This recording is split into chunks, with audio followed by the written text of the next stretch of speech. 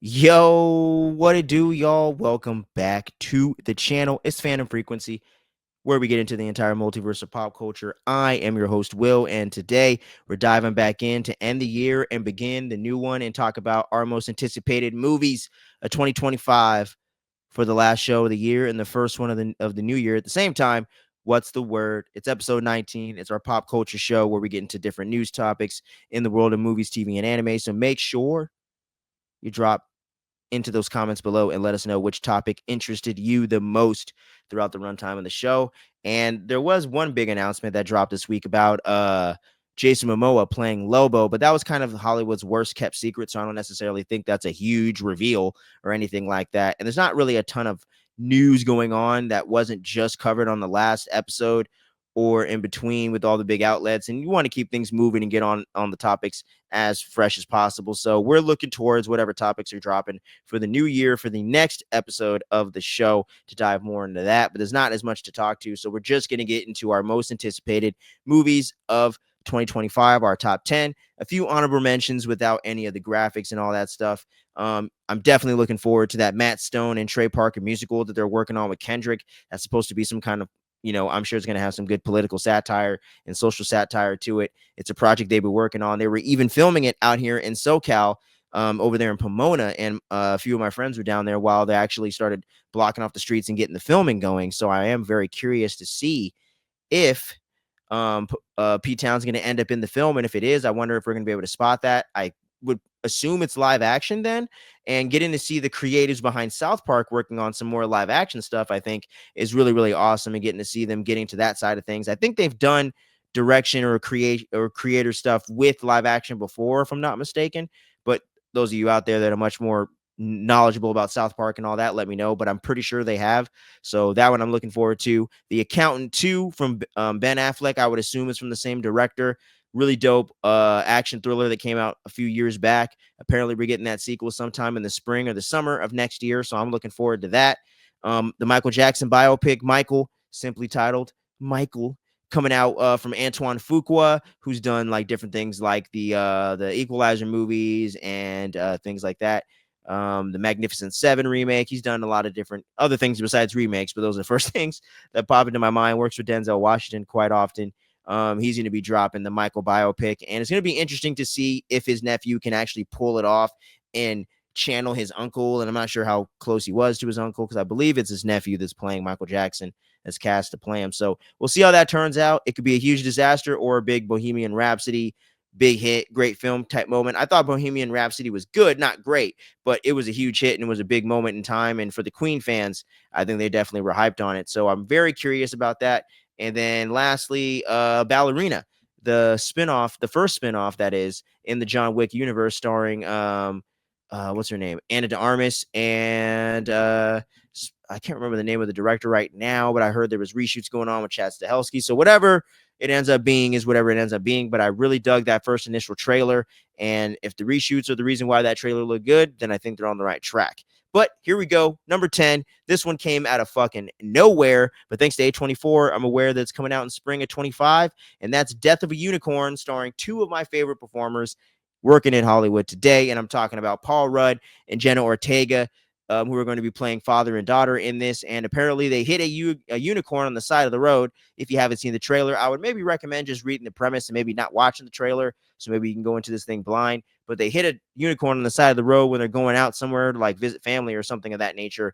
And then they end up finding out that the different things from this dead unicorn or whatever can make the cures for several diseases, and it makes the pharmaceutical world really go crazy and want to exploit that and use it as much as possible. But then another unicorn shows up and starts killing off motherfuckers and wants revenge for the fact that these people killed their kin, I guess. And it looks batshit. It looks crazy. It looks actually kind of intense and creepy. And I love me some Jenna Ortega and Paul Rudd. Respectfully, obviously, been watching Paul Rudd for years since I was a kid. And Jenna Ortega is quickly becoming one of my favorite female performers out there. So, in performers in general, not even just females. I don't even know why I said it that way. Don't worry about it. Don't worry. Everyone calm down before you start typing on those keyboard. Calm down, keyboard warriors. We're good. But yeah, so it's a really crazy looking movie, but it looks pretty badass. And I thought it'd be kind of fun to throw something different on this list. So number 10, Death of a Unicorn. Number 9 is something we don't have a lot of info about yet, but it's from one of my favorite directors, starring one of the best up and coming, I would say, movie stars right now, Glenn Powell. They're doing a remake of The Running Man from one of the best directors out today, Edgar Wright, who is known more for doing comedic films, but he's stepping into the world of Stephen King to readapt this story from the book a lot closer than the film did, with Schwarzenegger that you see referenced there in the image and all that good jazz. But yeah, we don't know too many story details or casting besides Katie O'Brien, I believe, is also cast in the film, and Josh Brolin. I don't know if it's confirmed, maybe playing the villain, but right now that's all we know as far as the cast and any of the details go. They have been filming the film, and I think they may have already wrapped production on it. And it's coming out right before my birthday next year in November, late November of 2025. So it's going to be very cool to see how this really turns out, what the tone's going to be, because like I said, Edgar Wright can do more serious fare, like things like Bad Times. Um, oh my gosh, I'm forgetting that movie he did with Anya Taylor-Joy, but I liked it overall. Last Night in Soho, there you go. That movie was very moody, very much more dark and serious than most of his other work. So I think he definitely has the skill set to be able to do that stuff and pull off something more creepy or more intense, depending on what the tone of the original novel and what he's going for in this movie. But Glenn Powell having to step in for Schwarzenegger is some big shoes to fill as the lead of the movie, and a lot of people are only aware of that because of the crazy run that Schwarzenegger was on back in the late 80s during his action movie days. So it's going to be interesting to see how it turns out, but there's no way, as an Edgar Wright diehard fan, I'm going to go into a year and not have one of his movies on my most anticipated list. So it comes in at number 9. This one's coming up right around the corner in literally 3 weeks, and that's Wolfman, coming out on January 17th from one of my favorite directors working right now. And as you see from the image, the director of the Invisible Man remake from a few years ago in like 2020, I'm talking about Lee Winnell, coming in to direct his version of the Wolfman. You got Jennifer, what's her name? Damn, I'm forgetting that girl's name right now. But the girl from Ozark, I really like that actress a lot. I'm just blanking on her name at the moment. But she's going to be one of the lead actors in here, and it's going to be taking much more of a body horror approach from what I've seen in some of the trades and some of the quotes from the director and people involved with the movie. The trailers have been pretty cool. I do dig the atmosphere of it. I have seen in like the design of the Wolfman and Universal, they were kind of showing it at an attraction for, I think, not for like, scary horror nights and all that around like October earlier this year of 2024 when I'm filming this anyway. And I didn't really dig the design per se, but depending on the lighting and how it's lit and how it's actually portrayed in the film, it could be a lot more effective with visual effects over the makeup and different things like that. And like I said, when it comes to the framing and the lighting and all that, it's gonna make a whole different vibe to it. So I'm curious. I'm not against the design per se because it's so early on. And like I said, the trailers have a nice atmosphere and tone and vibe to them. So I think Lee Winnell should land this. Every movie that he's done as a director and he's been directly in charge of after Insidious and all that stuff, where he got to start with James Wan doing that and Saw, he's been killing it and knocking it out of the park, at least for the most part, where I'm concerned. So right now he's 2 for 2 out of his directorial movies with Upgrade and The Invisible Man. So maybe he can step into the world of Universal again and show people how to do these monster movies right. But that is coming in at number 8. Gonna have a review for that pretty soon, so keep your eyes peeled for that. The next one is Predator Badlands at number 7, coming back again with Dan Trachtenberg, I think is his name, coming back in to do a Predator sequel to Prey, essentially, or another installment in the franchise, if you will. But apparently, this one is going to be set from the Predator's perspective, and he's going to be the hero of the story. And that to me sounds so fucking interesting, yet so goddamn confusing at the same time, that I have to see this now and as soon as possible. You know what I'm saying? And coming off the last movie where, like I said, this guy, Dan Trachtenberg, he has a great track record so far, coming from 10 Cloverfield Lane and Prey, where he did the best installments, arguably, of both of those franchises, right? Not in my opinion. I still love the original Predator, but I'd put Prey at number 2. It's that damn good. You know what I'm saying? It's the Alien Romulus effect. So I think it's way up there, and is 10 Cloverfield Lane is one of the best thrillers released in the last 20, 30 years, in my opinion, as well. So in my lifetime. And I think he is an excellent director. So anything he's going to do, I'm in, and I'm willing to wait until I see a trailer and actually see the film before I judge anything, because he's obviously getting paid the big bucks to do this stuff, and he's the one that's been knocking it out of the park and has proved everyone wrong and the doubters every time, because I went into Prey very skeptical, but somewhat a bit more optimistic than I normally would have been coming off that last one, just because he was the director and I dug the tone of the trailer. But overall, and the premise was a cool idea, he pulled it off. This one sounds a little bit more risky, but I like that he's got the balls to take a risk with the franchise like this. So I definitely have to get Predator Badlands on this list, and it's coming in at number 7. And now we're getting into close to the closing this out and getting into the top 5 here. We got Thunderbolts coming from the MCU in May. And I am very excited for this film. And I wasn't until they dropped the official first teaser trailer and then the follow-up trailer after that. I'm not planning on watching any more footage because I try to go into these things with as much surprises as I can so I can get the full experience, back in the days when they didn't have to spoil everything. But I was very skeptical of this movie as well, Thunderbolts Asterisk. And I wasn't really sure if I really wanted to see a Thunderbolts movie, but I like some of the characters involved and the actors. So I was like, all right, whatever. Yelena Belova getting to lead a team could be really interesting if they lean in that direction. As we know from both trailers, for those that have seen it and those that don't give a shit about potentially getting spoiled in that way, no, that is definitely the case. And they're bringing these villains together that Bucky's going in to seemingly try to take in and bring in, you know what I'm saying? And then ends up having to team up with when they're brought together simply to get taken out and wiped off the table at the same time. Really sets up an interesting premise, and all the different footage that we've seen so far for this film seems like that good classic MCU feel with that actual Suicide Squad flavor that we've always wanted from this Thunderbolts movie announcement, and when it was just speculation back in the old phase 2, phase 3, early phase 3 days, you know what I'm saying? So I'm really, really excited for this and really dig the vibe that they're doing with the marketing so far and everything going on with it. Like I said, the Yelena Belova, and I've said this before on the channel, but for those that maybe haven't heard me say so, she is maybe my favorite character introduced in the MCU post Avengers Endgame. So I love the fact that she's in this leading the team in a sense, being one of the central focused characters really interests me. I'm a big David Harbour guy, and I like Red Guardian much more in live action than he's been in the animated form. So hopefully they're able to capture the magic that they did in the original film, but give him some more badass heroic moments, I think, to kind of dive into as well. I think would be really satisfying, and get him to redeem some characters like Ghost. Giving her more to do, more of a satisfying character arc, I think would be good, as she was a pretty damn good villain when she was introduced back in Ant-Man and the Wasp. And I hope they can really redeem Taskmaster and really just elevate that whole aspect and give Bucky a really cool role to do as well. So if this lands at least close to as much as we think it's going to, I think we're in for a very solid, entertaining MCU installment, and possibly something that can really set the table for the Avengers and things moving forward if done correctly. Could be a really, really dope installment. We'll have to wait and see, but I definitely had to get it on this list, and it just narrowly missed the top 5. But what did make it into the top 5 is this batshit ass movie right here, at least judging from the trailer. Osgood Perkins' next movie, The Monkey, produced by James Wan, based on the short story by Stephen King. And Neon is quickly becoming one of my favorite movie studios in the game right now.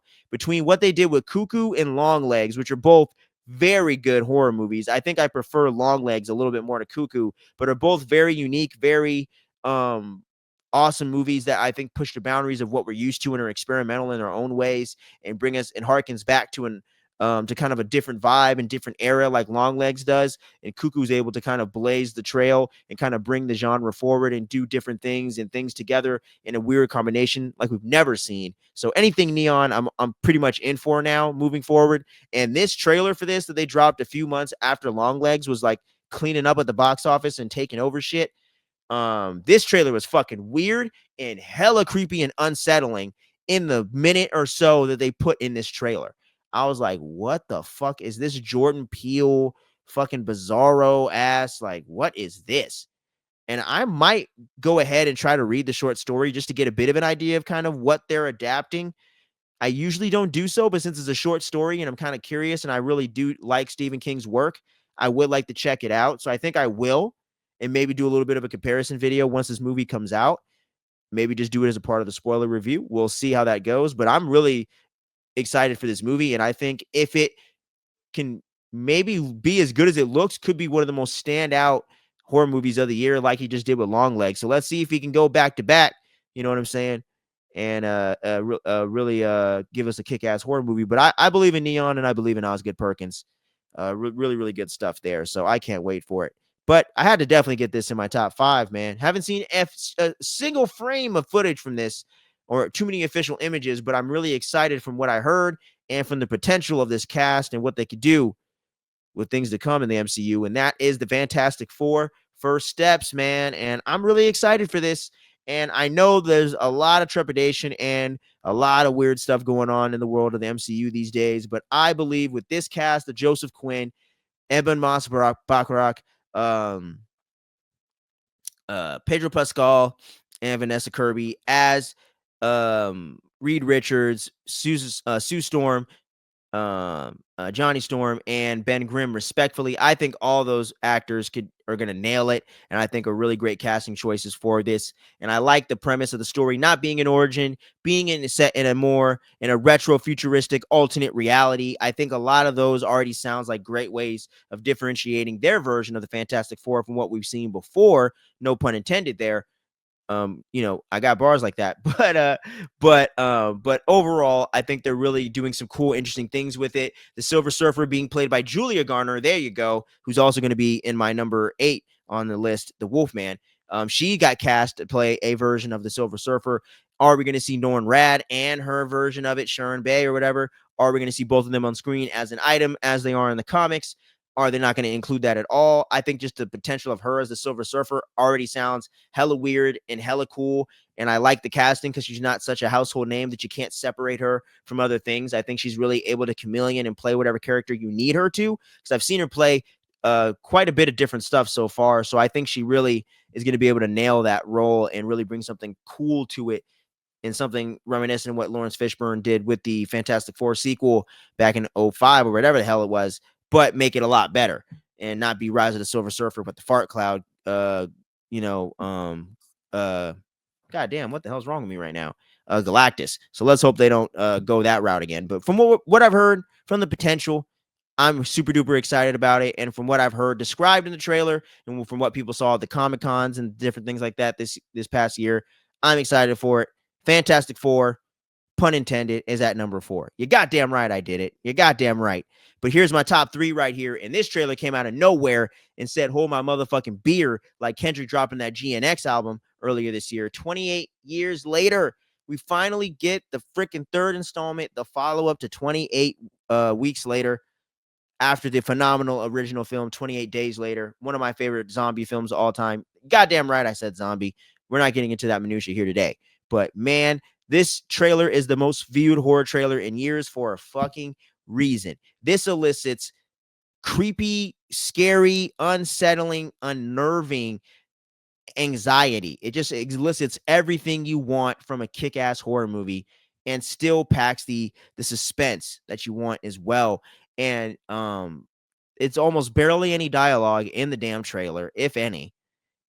And it's phenomenal. It's one of the best teaser trailers I have seen cut together in years. I'm talking better than maybe an Infinity War teaser trailer. You know what I'm saying? This is Force Awakens level, like, teaser trailers. You know what I'm saying? Man of Steel.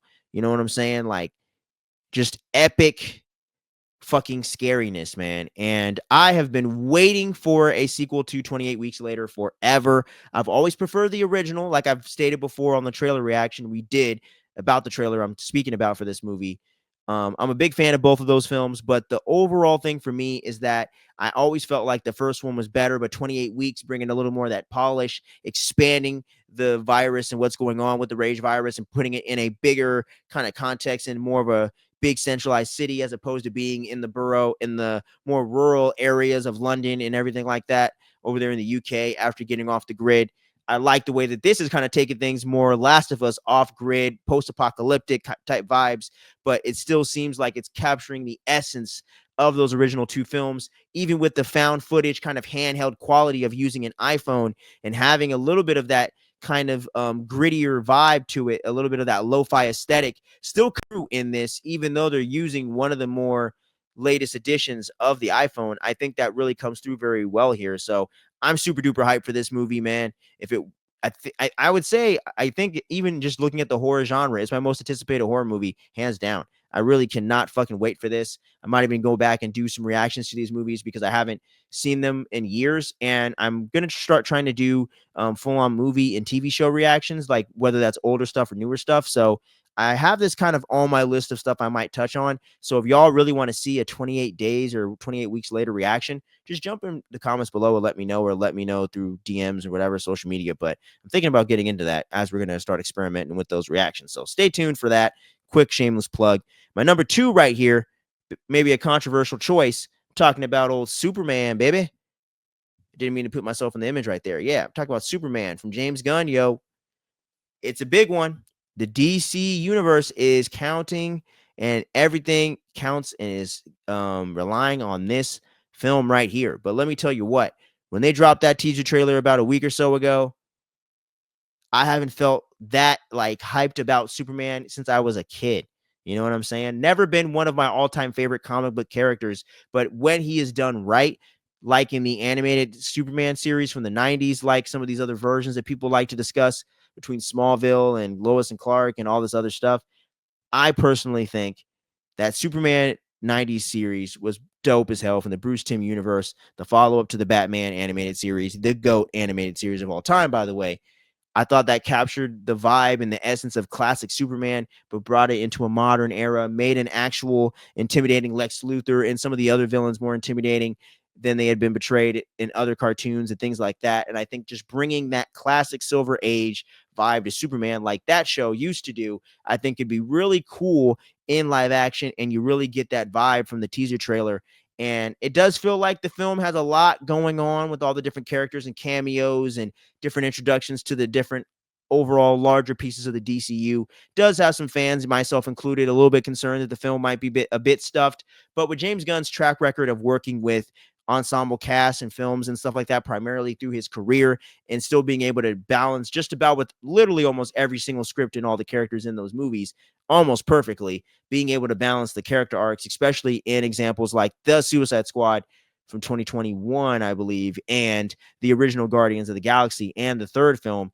I think that just goes to show that he can write story arcs for pretty much every one of his major characters involved in the film, minor or major, and still give you a satisfying conclusion with them. Even in the Christmas special, it's very satisfying for everyone involved, including Kevin Bacon, who feels like he just became homies with the Guardians, you know? So I just really think that all James Gunn has a really great track record. Also, he's pretty much perfect in my eyes in the sense of he does not have a bad film. He has I think, one film that's a bit of a stumble, and that was Guardians 2. But overall, to me, I love all the rest of his filmography. It's all dope to me, especially the original Guardians, Slither, and the Suicide Squad. I think those are just top tier films for the genres that they're in and what they were going for. So I'm super duper excited for Superman to be done right on the big screen. I still dug Henry Cavill, but I think a little bit of that classic vibe was missing, and I think can be restored if it's done in the proper way. And I think this might be it. And I want to see the DC universe start with a bang. I want to see DC and Marvel out there doing dope shit. We have not lived in a world where that was really going on a consistent basis at the same time. It is time for DC and Marvel to be killing it at the same time for the first time in history. Fully for like shared universe type shit, not the Nolan trilogy. You can't count that. I'm talking about full on shared universe, post Avengers, post at least Iron Man 2008. Hasn't happened yet. I want to see it happening. Full on great stuff, not the whole crazy BVS controversy and all that other bullshit, even though I like BVS. So just putting that on record. I'm going to get back to that for the record. But now it's time to get into number 1 and wrap this video up. And it's going to be Sinners, starring Michael B. Jordan, from one of my favorite filmmakers working today, Ryan Coogler. It is set to be a Jim Crow era set vampire monster type of creature feature film going on, where Michael B. Jordan's playing twin brothers that end up getting entangled with these creatures of the night or whatever it ends up being. I'm pretty sure it was reported as vampires, so I'm 99% sure that's what it is. There is a recent TV spot or shorter teaser that they put out, but I don't want to watch anything else till I go see this movie. I want to go in as fresh as possible. I love Ryan Coogler's work. Every single film that he's done to me has been dope. I really dug Black Panther Wakanda Forever.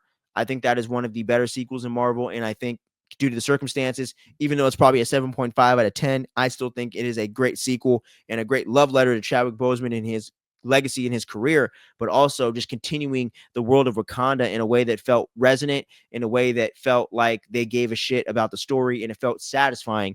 Those things were definitely achieved in the movie, just not the smoothest story all the time, and definitely was missing a big part of that charisma from Chadwick, and I think also was a bit too long just with the pacing. But every other one of his films to me are flawless, or damn near flawless, I would say, with Creed, Fruitvale Station, and of course the first Black Panther. Damn near flawless movies, some of the best films in the last 10, 15 years, hands down. So I cannot wait for Sinners to drop in theaters. I think they pushed it back like a month, so it's coming out in April as opposed to March when it was originally set. So we got about, a little over 3 months, 4 months essentially until this film's going to drop. 3.5 months, if you want to say. So I'm really hyped for it, but don't expect to see any more trailer reactions for that. I'm not reacting or looking at nothing. I want to go into this as blind as possible and enjoy whatever Michael B. Jordan and my boy Ryan Coogler are cooking up. And also, too, I'm a big Michael B. Jordan fan. I like Michael Jordan, too. Don't get me wrong.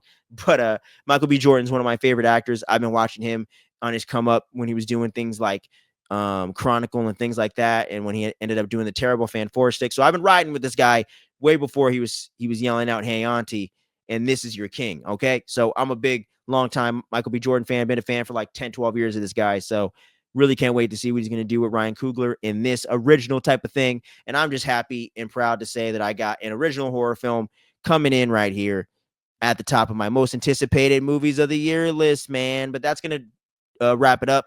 This is going to be, I think, the very last video I film in 2024. And one of the first pieces of content a lot of you new subscribers coming in 2025 are going to see. We're going to have most anticipated TV shows, my top 10 movies and TV show year list are going to be dropping all within the first week of the year. So keep your eyes peeled for all that. And we got a lot of fun content coming at y'all. Not even just those movie reactions and TV show reactions I was talking about. Plenty of other cool stuff in a second channel launch coming very soon. So make sure you stay tuned. Don't sleep on the dopeness we got going on here in the channel. And until next time, make sure you stay safe out there. Have a happy new year. And we'll see you in 2025. Much love. Peace.